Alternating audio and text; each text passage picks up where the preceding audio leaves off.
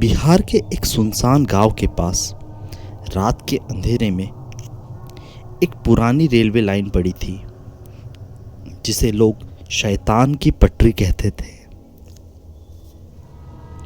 कहा जाता था कि सालों पहले यहाँ एक भयानक ट्रेन हादसा हुआ था जिसमें सैकड़ों यात्री मारे गए थे। उसके बाद से हर साल उसी तारीख को एक भूतिया ट्रेन वहाँ से गुजरती है जो कहीं रुकती नहीं, और जो भी उसमें चढ़ जाता है वह लौटकर कभी नहीं आता। राजीव एक युवा पत्रकार जिसे अलौकिक घटनाओं में बिल्कुल भी विश्वास नहीं था, उसने इस कहानी की सच्चाई जानने का फैसला किया।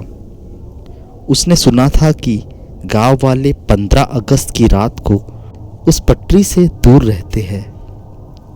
किसी ने ट्रेन की सीटी सुनी थी, किसी ने धुएं के बादल देखे थे, लेकिन सब डरकर चुप रहते थे। राजीव ने सोचा यह सब अंधविश्वास है, मैं आज रात खुद वहां जाऊंगा और सबका भ्रम तोड़ूंगा। ठीक आधी रात को जब चारों तरफ सन्नाटा छाया था, राजीव उसी जंगली इलाके में खड़ा था। तभी अचानक से एक ट्रेन की आवाज सुनाई दी। उसकी रफ्तार धीमी थी, मानो कोई सांप रेंग रहा हो। ट्रेन नजदीक आई तो राजीव की सांसें थम गई। वह लाल रंग की थी, पर उसका रंग उखड़ा हुआ था। खिड़कियों से काला धुआं निकल रहा था और डिब्बे के अंदर बत्तियां टिमटिमा रही थी, जैसे मोमबत्तियां जल रही हो। ट्रेन ने कोई स्टॉप नहीं लिया, लेकिन राजीव के सामने आकर वह अचानक रुक गई।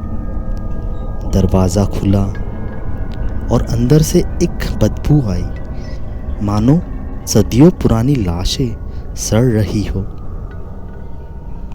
राजीव का दिमाग चिल्ला रहा था, भाग जा, लेकिन उसका पत्रकार मन जीत गया। वह अंदर चढ़ गया। अंदर का नज़ारा और भी भयानक था। सीटें टूटी हुई थी, दीवारों पर खून के धब्बे थे और हवा में एक अजीब सी ठंडक थी। कुछ यात्री बैठे थे, लेकिन उनके चेहरे धुंधले थे, जैसे धुएं से बने हों। कोई बात नहीं कर रहा था, सब नीचे देख रहे थे। राजीव ने एक बूढ़े से पूछा, यह ट्रेन कहाँ जाती है? बूढ़े ने धीरे से कहा, जहाँ तुम्हारी मौत तैयार है। उसकी आवाज में कोई जान नहीं थी। तभी ट्रेन के पीछे से एक चीख सुनाई दी।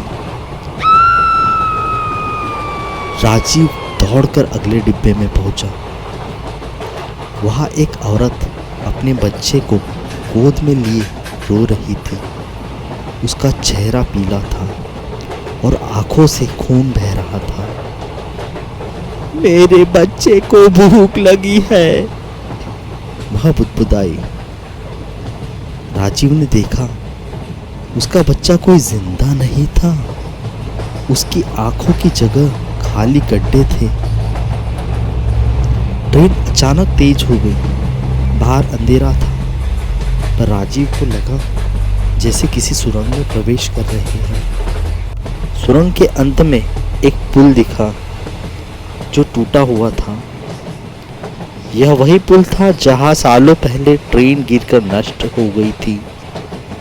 तभी सभी यात्री एक साथ चिल्लाए, हमें माफ कर दो। राजीव समझ गया ये सभी लोग उस हादसे में मरे थे और उनकी आत्माएं इस ट्रेन में फंसी हुई थी। हर साल वे उसी रात अपनी मौत को दोहराते हैं, और अगर कोई जीवित इसमें चढ़ जाए तो उसे भी अपने साथ ले जाते हैं। ट्रेन पुल की तरफ बढ़ने लगी। राजीव ने दरवाज़ा खोलने की कोशिश की, लेकिन वह बंद था। पीछे से सिसकियाँ आ रही थी, तुम भी हमारे साथ आओगे। राजीव ने अपने जूते की एड़ी से खिड़की तोड़ दी और कूदने की तैयारी की। ट्रेन पुल के किनारे पर थी, नीचे गहरी नदी बह रही थी। उसने छलांग लगाई। सुबह होते ही गांव वालों ने राजीव को नदी के किनारे बेहोश पड़ा पाया। उसके हाथ में एक पुरानी टिकट थी जिस पर लिखा था 15 अगस्त 1947, एक तरफा सफर। राजीव बच गया, लेकिन उसकी आंखों में हमेशा के लिए वह डर बस गया। गांव वाले कहते हैं कि अब हर साल उस रात को चीखें सुनाई देती है, एक ट्रेन की और एक राजीव की।